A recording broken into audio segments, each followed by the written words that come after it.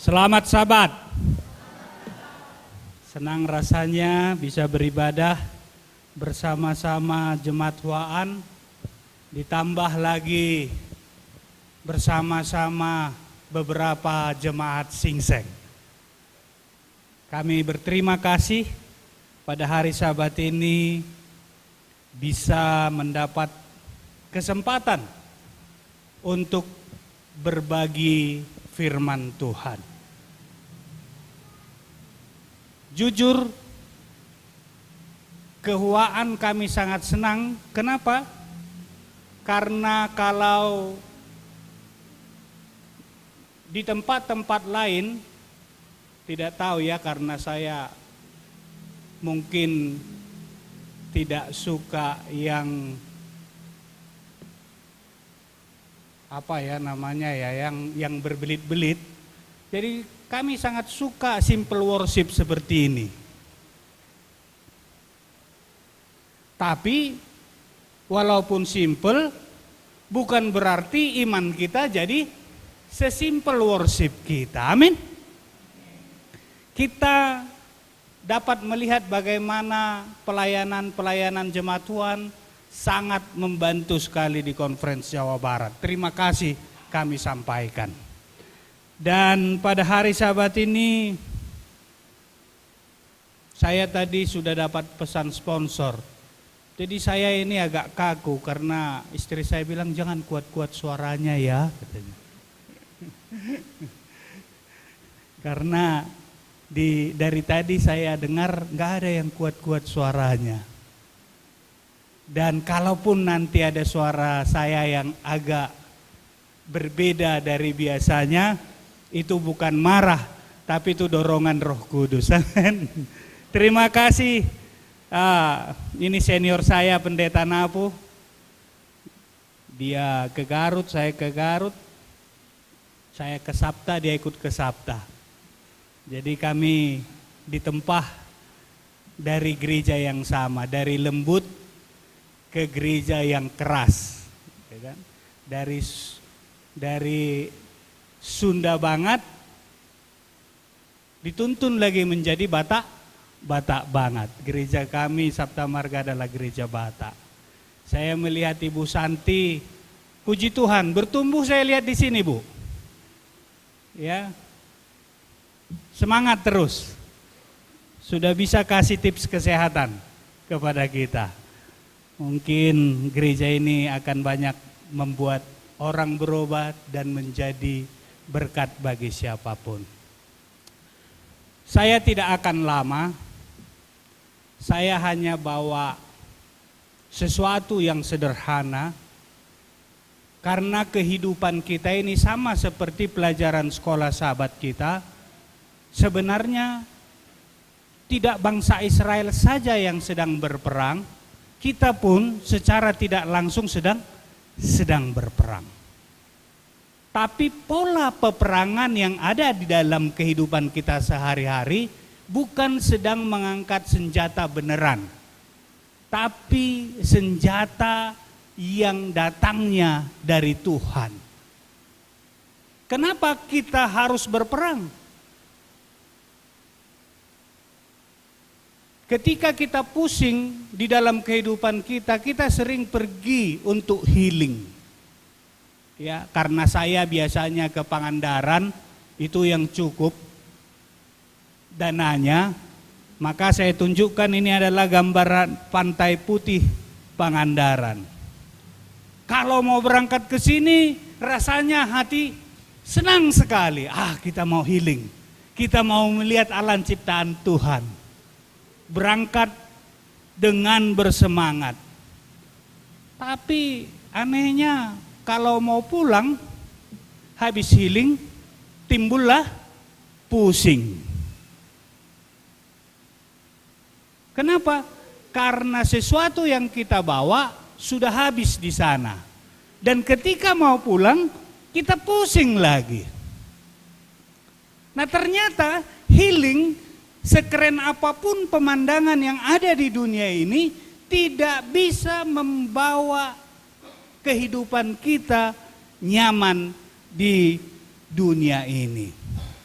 Untuk itu pada hari Sabat ini Tuhan kasih tempat healing yang luar biasa sebenarnya kepada kita. Di mana suatu tempat kita kalau sudah di sana kita tidak akan mengalami sakit penyakit. Tidak ada air mata. Tidak ada duka cita. Sebab segala sesuatu yang lama sudah berlalu. Healing di dunia ini mungkin kita bisa rasakan sebentar, tapi itu akan pusing lagi. Namun Tuhan menyiapkan tempat bagi kita di mana kita bisa healing seumur hidup kita. Amin. Namun untuk pergi ke tempat ini, untuk bisa kita ke tempat ini, bukan ketika kita menerima Yesus sebagai juru selamat, otomatis ketika dia datang untuk membawa kita ke tempat itu, kita sudah langsung dapat bagian di sana. Tidak. Ketika kita menerima Yesus menjadi juru selamat kita, itu harus kita pertahankan sampai dia datang menjemput kita. Makanya saya katakan tadi, kita ini sedang berperang. Bukan berperang melawan bangsa-bangsa, tetapi berperang melawan penghulu-penghulu kejahatan. Bahkan berperang melawan diri kita sendiri. Semua orang rindu ingin mempertahankan imannya. Kalau saya bertanya pada hari Sabat ini, apa kriteria orang yang bisa mempertahankan imannya? Apakah dia sudah lama di gereja? Apakah dia sering ambil bagian? Apakah dia harus menjadi anggota majelis? Tidak. Tuhan itu sangat baik. Orang yang baru saja menerima Yesus juga bisa diselamatkan. Kenapa saya bertanya demikian? Baru-baru ini baru terjadi ini. Sebenarnya ini hal memalukan bagi kita. Tapi ini adalah sekelumit kehidupan umat Tuhan. Bahkan ini adalah seorang pendeta yang kita tempatkan di Singaparna. Saya nggak tahu apa yang membuat dia. Hanya masalah kecil. Hanya masalah hati, dia pergi meninggalkan Tuhan dan mengikut kepercayaan yang lain. Ini masih baru ini masih bulan Mei yang lalu.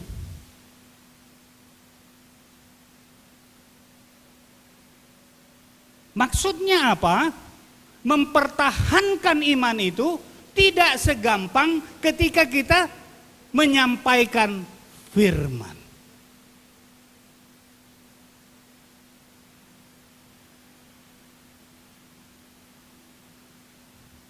Untuk itu kita diingatkan di dalam buku 1 Korintus 10 ayat 12. Sebab itu siapa yang menyangka bahwa ia teguh berdiri, hati-hatilah supaya dia jangan jatuh. Pernah dengar kisah orang kaya yang bodoh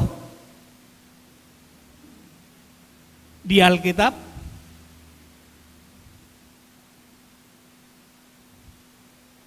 Mungkin kita tidak ada mau menjadi seperti orang kaya yang bodoh itu. Kenapa saya katakan? Karena dia merasa bahwa dia sudah selamat Sehingga patentengan dia bertanya kepada Yesus, "Guru, perbuatan apa lagi yang harus kulakukan supaya aku selamat?" Merasa dirinya kuat karena dia sudah melakukan 10 hukum Tuhan. Oh, hormati orang tuamu, jangan mencuri, ingat dan kuduskan hari Sabat. Semua itu sudah kuturuti. Dia merasa sudah selamat karena dia sudah melakukan 10 hukum. Kadang kita juga begitu, kita sudah merasa selamat karena kita sudah berhari Sabat.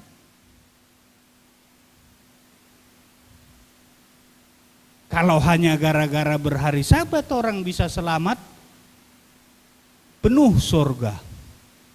Namun tidak demikian. Seorang pendeta saja bisa jatuh, apalagi kita yang hanya datang, duduk, dengar, pulang.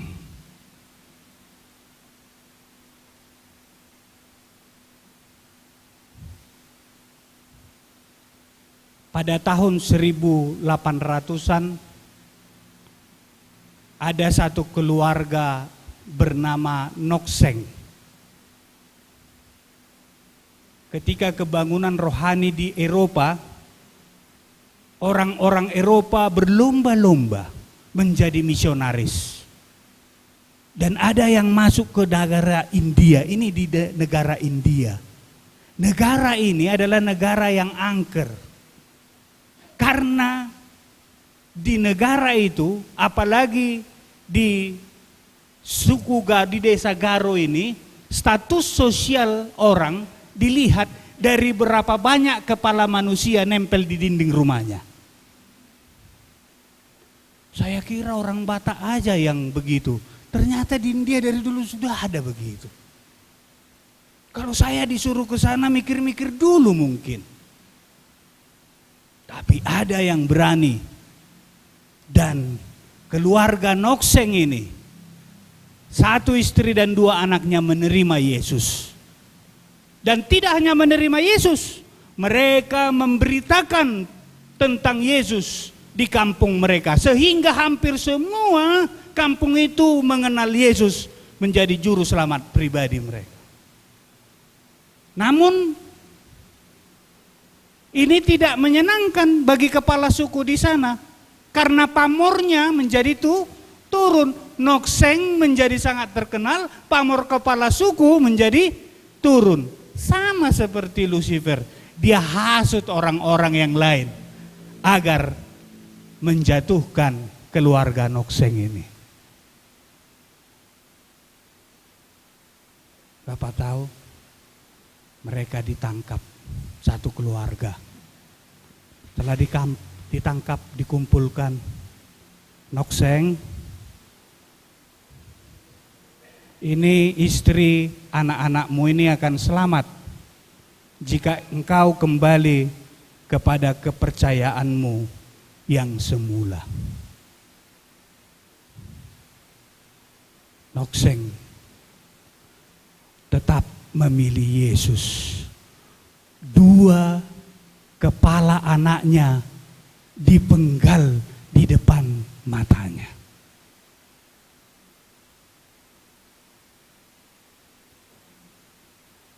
Tidak sampai di situ saja. Ketika ini terjadi, maka diambil lagi istrinya. Nokseng, kami beri kesempatan kepadamu. Kalau engkau mau kembali ke kepercayaanmu yang lama, maka istrimu ini akan selamat.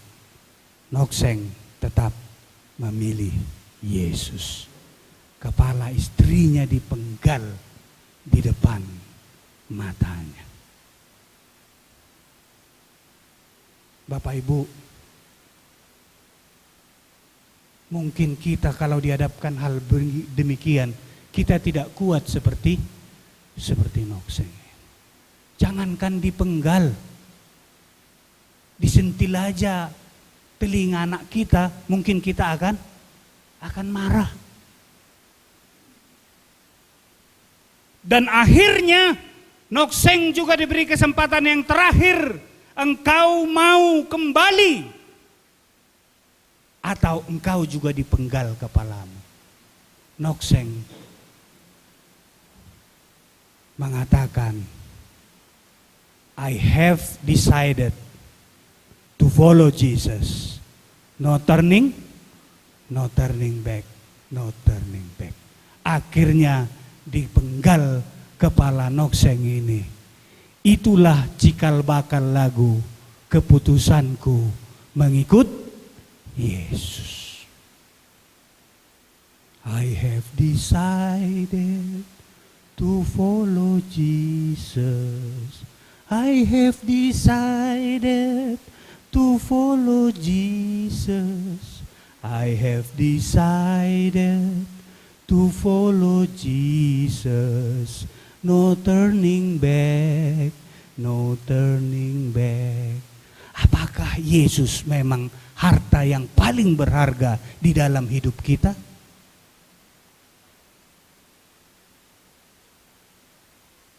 Ke depan akan lebih banyak tantangan yang kita hadapi.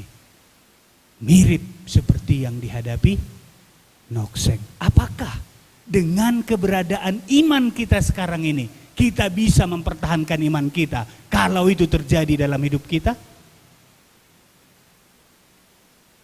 Tuhan punya mimpi untuk gereja Huaan. Tuhan punya mimpi untuk kita semua yang beribadah di jemaat ini. Mimpi Tuhan adalah kita dapat memanifestasikan karakter Kristus di dalam hidup kita. Apakah kalau tetanggamu melihat engkau, seperti Yesus baik sekali, ya Pak Beni? Atau percuma kau Advent, kelakuanmu seperti setan. Jujur, banyak orang yang salut melihat gereja Advent. Karena tidak banyak orang yang bisa mengikuti Tuhan sesuai dengan Alkitab. Tapi apakah orang melihat manifestasi Kristus di dalam setiap hidup kita? Anak muda, ask yourself, tanya dirimu. Terima kasih lagu pujian tadi. Tanya dirimu. Kita hanya berkoar-koar mengatakan bahwa gereja kami paling benar karena mengikuti hukum. Tapi apakah orang yang ada di sekitarmu melihat Kristus ketika melihat kehidupan kita? Apa yang perlu kita pahami agar siap untuk kedatangan Kristus yang kedua kali? Tentunya kita semua di sini mau selamat, mau tempat yang healingnya tidak habis-habis, tidak ada sakit, tidak ada duka cita, tidak ada air mata. Apa yang harus kita persiapkan? Kenapa kita harus bersiap? Karena sebelum Yesus datang, hari yang jahat akan datang terlebih dahulu. Hari yang jahat akan datang, Bapak Ibu. Di dalam Yudas 1:17 sampai 21 dikatakan, tetapi kamu saudara-saudaraku yang kekasih, ingatlah akan apa yang dahulu telah dikatakan kepadamu oleh rasul-rasul Tuhan kita Yesus Kristus. Sebab mereka telah mengatakan kepadamu, menjelang akhir zaman akan tampil pengejek-pengejek yang hidup menuruti hawa nafsu mereka. Mereka adalah pemecah belah yang dikuasai hanya oleh keinginan-keinginan dunia dan yang hidup tanpa Roh Kudus. Bisa saja itu terjadi di jemaat Tuhan ini. Akan datang pemecah-pemecah yang hanya hidup datang ke gereja tanpa tuntunan Roh Kudus. Yang penting hadir di gereja. Ingat pelajaran sekolah Sabat tadi, hanya gara-gara satu akan umat Israel mengalami kekalahan. Akan tampil pengejek-pengejek. Sekarang ini kadang-kadang WA grup itu jadi tempat berantem.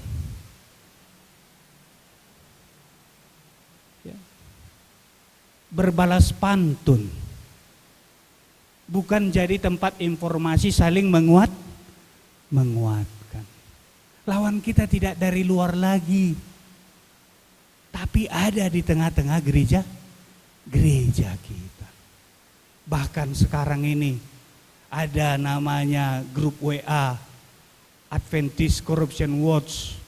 Waduh, kata-katanya kalah kebun binatang banyak binatangnya. Lebih banyak di situ binatangnya daripada di kebun binatang. Akan tampil pengejek-pengejek. Harinya sudah dekat. Tidak ada kesempatan lagi kita untuk berleha-leha. Kalau kita benar-benar mau ke tempat healing yang sebenarnya. Apa kata Rasul Paulus? Oleh karena itu, ayat inti kita, peganglah seluruh perlengkapan senjata Tuhan, sehingga ketika hari yang jahat itu datang, kamu akan dapat bertahan sampai akhir dan berdiri, bukan bersama Pak Teguh ya, tapi berdiri teguh. Kenapa? Susah loh, kalau hari yang jahat itu datang gak gampang kita menghadapinya. Jangankan anak kita dipenggal, jangankan istri kita dipenggal, jangankan suami kita dipenggal. Ketika kita dimaki saja, kita tidak kuat menerimanya. Ketika kita dikata-katain, diceritain atau apa nama kumpulan ibu-ibu sekarang, digosipin, apakah kita bisa bertahan?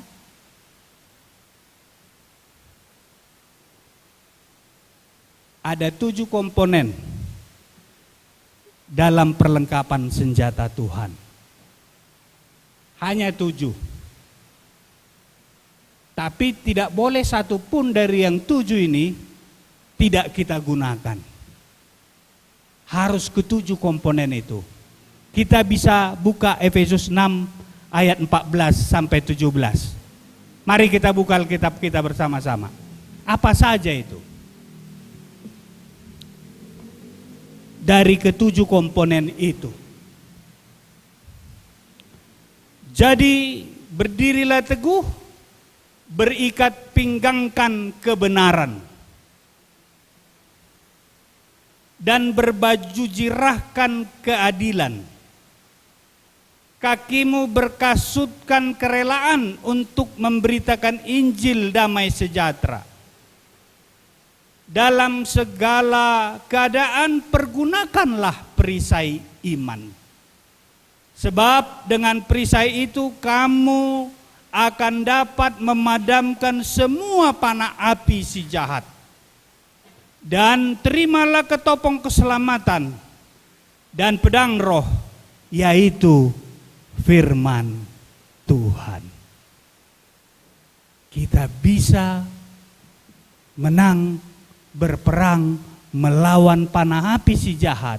Kita harus menggunakan 7 perlengkapan senjata Tuhan. Pernah lihat tentara berperang kaki ayam? Kaki ayam apa namanya ya? Kalau bahasa Indonesianya ya? Hah? Tanpa alas kaki, tanpa sepatu. Mungkinkah bisa menang? Enggak mungkin. Oh nyeker ya.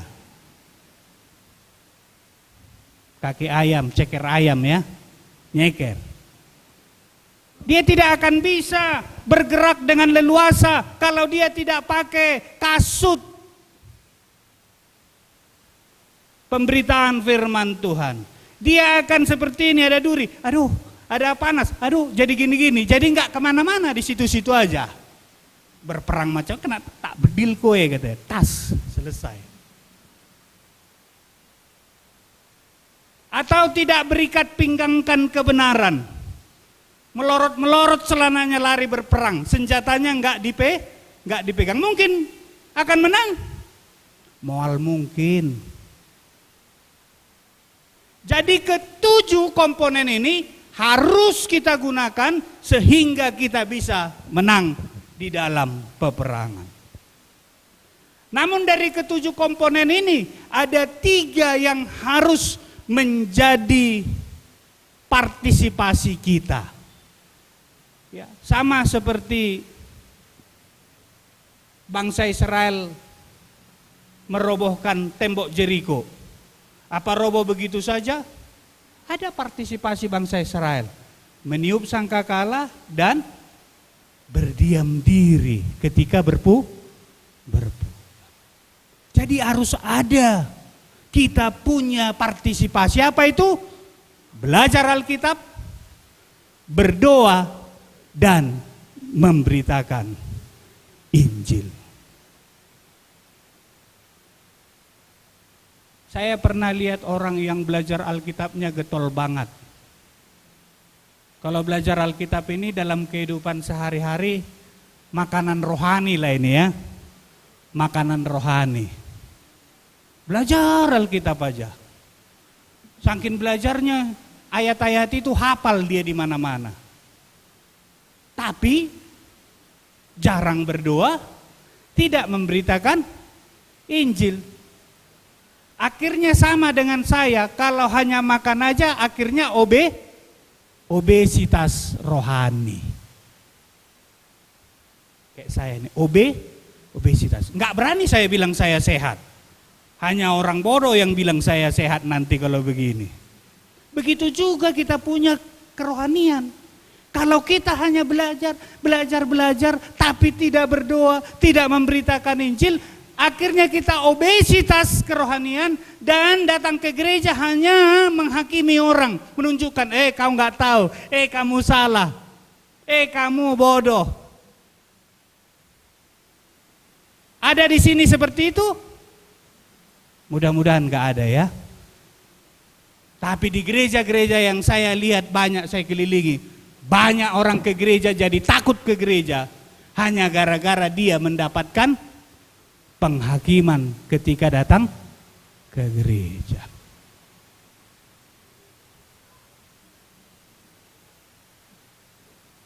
Kita harus berdoa. Kalau enggak berdoa, iman mati, karena doa adalah nafas kerohanian. Nah, makan terus enggak bernapas, kernaon? Pae.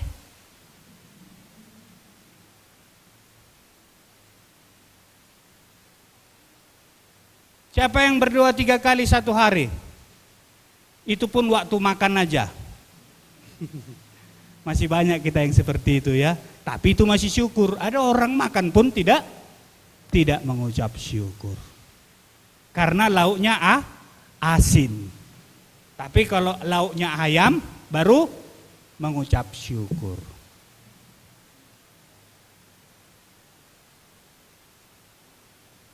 Yang terakhir, memberitakan Injil. Itu tadi berkasutkan pemberitaan Injil. Artinya ini adalah exercise kerohanian kita. Kalau tidak exercise mungkin Pak Karjono mungkin seperti saya juga perutnya. Kerohanian kita perlu exercise. Perlu bersepeda. Perlu berenang. Perlu berjalan kaki. Bukan balap mobil. Oh, bukan catur, karena olahraga catur, main catur, cicing we di itu. Memberitakan Injil ini artinya kita harus bergerak. Makanya dikatakan berkasutkan. Berarti kita harus bergerak. Jadi pemberitaan Injil ini, kemana kita harus bergerak? Bagaimana kita bisa menemukan orang dan memimpin mereka kepada Yesus. Amin. Saya senang, Ibu, ada 2 kemarin yang dibaptis ya, puji Tuhan. Tandanya jemaat ini berolahraga. Di sini 2 master olahraga, masa enggak olahraga sih? Doktor lagi. Olahraga itu sangat penting. Kalau kita tidak hanya membaca, kita akan menjadi ahli Taurat modern. Kalau dulu kita nggak suka lihat ahli Taurat, tapi kita sekarang menjadi ahli Taurat modern. Jadi kita harus memberitakan Injil. Inilah yang dibuat gereja mula-mula. Makanya kita bisa menerima kebenaran. Makanya kita bisa menerima Yesus sampai di daerah Pasundan ini. Amin. Kalau mereka tidak mau bergerak, apakah kita bisa menerima Yesus? Tidak. Jadi hargai para martir-martir yang datang membawa kabar selamat ini.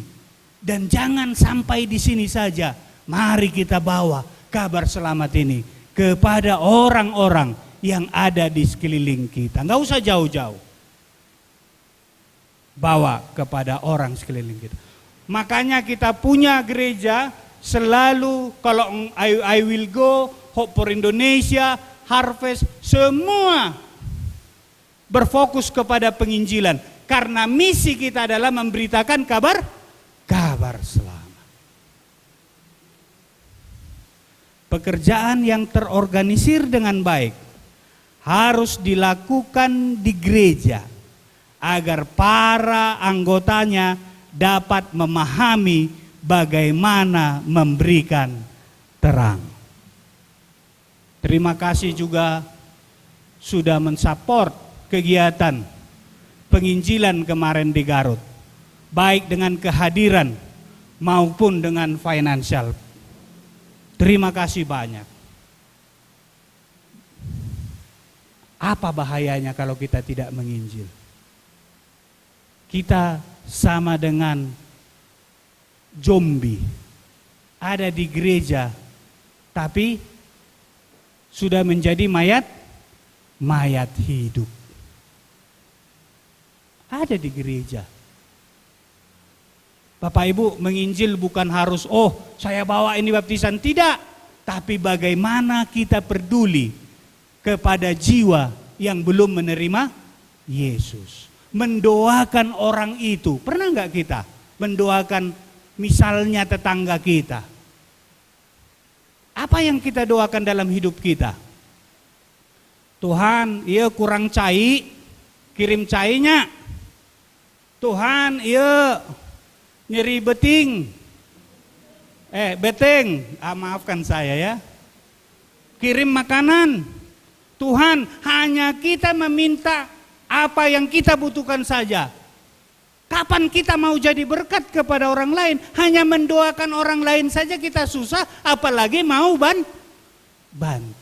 Tapi saya percaya di jemaat Tuhan ini tidak seperti itu. Banyak kabar yang baik yang kita dengar. Banyak yang dibantu. Pertahankan itu. Karena hanya itu satu-satunya cara untuk mempertahankan iman kita sampai kedatangan Yesus yang tidak lama lagi. Akhir kata, misi bukan hanya alat pertumbuhan, tetapi misi adalah alat kekuatan rohani kita. Tuhan memberkati kita.